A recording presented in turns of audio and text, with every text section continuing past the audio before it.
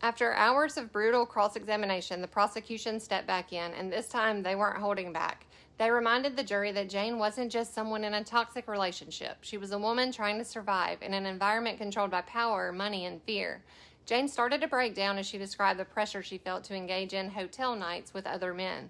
She said she was constantly trying to please Diddy while also trying to hold on to her dignity. Her text revealed a pattern: wanting to be chosen, begging for clarity, asking what she did wrong.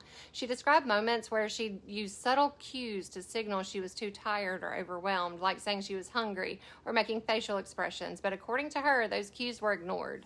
At one point, she said she sent Diddy a photo of her bloody tampon, a desperate way to communicate that she wasn't in a position to perform sexually, but that didn't matter. She testified that he told her to, quote, go back out there and have sex with another man, end quote. She talked about being slapped, choked, mocked, and ultimately stripped of her ability to say no. The prosecution leaned into these details, making the case that this wasn't just a toxic relationship. This was calculated control. This was exploitation. They also addressed the defense's claim that Jane could have left, pointing out that Diddy was paying her rent and that he threatened to cut her off financially, using that as a tool to keep her compliant.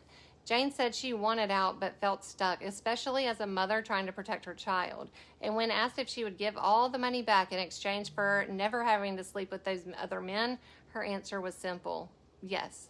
The redirect made it clear this case isn't about whether Jane was perfect. It's about whether she was coerced, manipulated, and harmed. Coming up next, what the charts, ledgers, and drug money might reveal and who's testifying next. Follow me for updates with all facts and no fluff.